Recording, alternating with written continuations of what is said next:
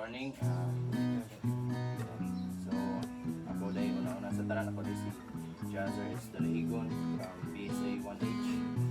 Here to show you more deeper understanding about the soil. So, una-una sa tanan, salamat kung mga katagan o chance sa hatag dito. Knowledge situation siya no sa pagwa ako makatag si Munali sa pagwa sa moto. So nauna sa tanan ako din kondo about sa soil profile, but before that nauna sa konsay nabalaan sa yung knowledge about sa Okay ba yung types of soil? Kaya ba ang mga tanong?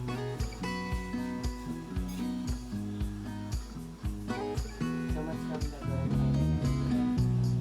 muna siya yung mga knowledge about sa soil sa ato ang katilingban karon. So more on ka na may mga ato mga dili siya dako-dako na knowledge apan based on the studies ay ang soil ay kay daghan siya long pa rin na siya no. May mga ato mga dako pa kayo studies na itong kailangan i-take para sa pagsagutan ng dako pa rin na siya nga studyhanan. All about the soil profile. The soil profile, the vertical section of the soil from the ground surface downwards to where the soil meets the underlying rock. So muna siya katong gikan sa ibabaw sa soil ngadto sa ato ang bedrock. So mo ni diri atong kuan di kay siya maklaro no sa video. Apan mo ni siya ang ato ang soil horizons no. So mo ni siya na siya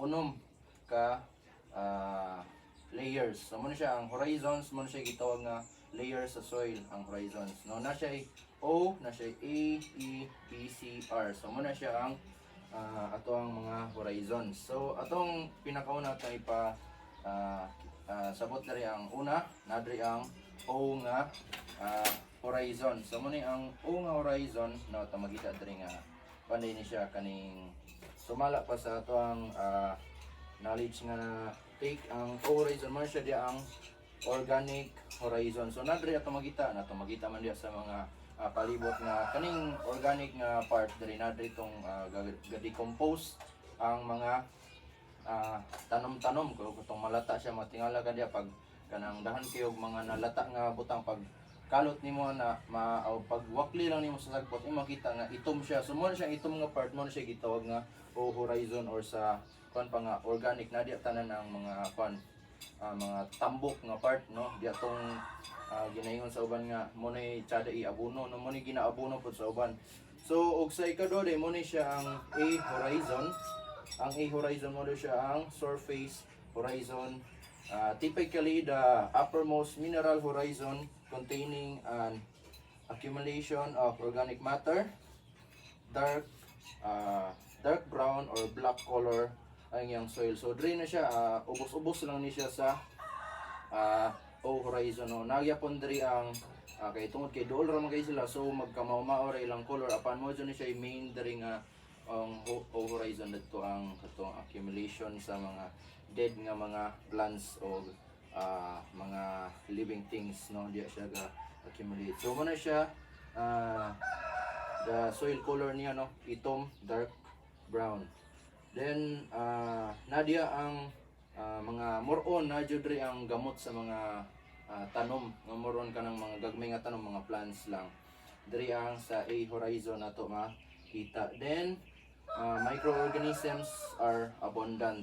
No, nadri ang microorganisms atong kita nga daghan siya diri nga part. So sa ikatulong nga horizon mo ni ang A horizon which is the alluvial horizon. So atong makuan diri ang alluvial horizon di ana ang leaching nga process sa pasabot sa leaching katong process sa water nga gikan sa upper padlong sa ubos gikan diri sa horizon mo padlong siya dito diri moy grabe nga leaching process diri moy kanang paspas kumbaga ba sa Binisaya pa. Muna di ang paspas nga part sa ihang process no sa or elevation of clay. No, nadri ang primary minerals ang iron o iodine oxides, ang mga oxides. Napodri ang humus. Then more on mo na siya dia ang sa elevation sa leaching process no. And next the B horizon. So ang B horizon mo ni siya ang commonly called the subsoil no. Subsoil ni siya mo ni siya igatong kanang pagkalot nimo bitaw sa mga 90 cm deep no cm makalot nimo didto na siya ang subsoil kay kani mo siya subsoil kung ikuha na to ni sila itunga na to maning kaning tulo subsoil diri din ang topsoil or surface soil mo ni siya itunga na sila sa duha ka classification sa soil.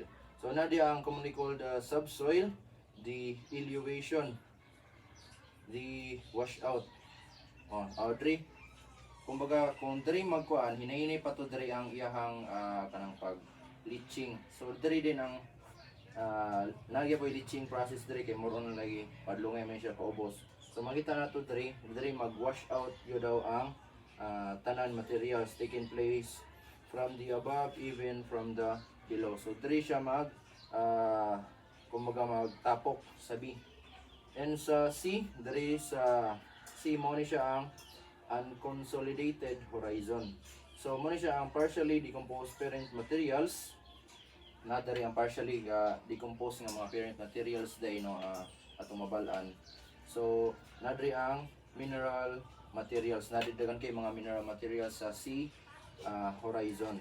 Then little effects of the factors of soil formation. So wala na kay siya factors kung ato ang i-con sa soil formation no. Di na kay siya makaapekto kumbaga.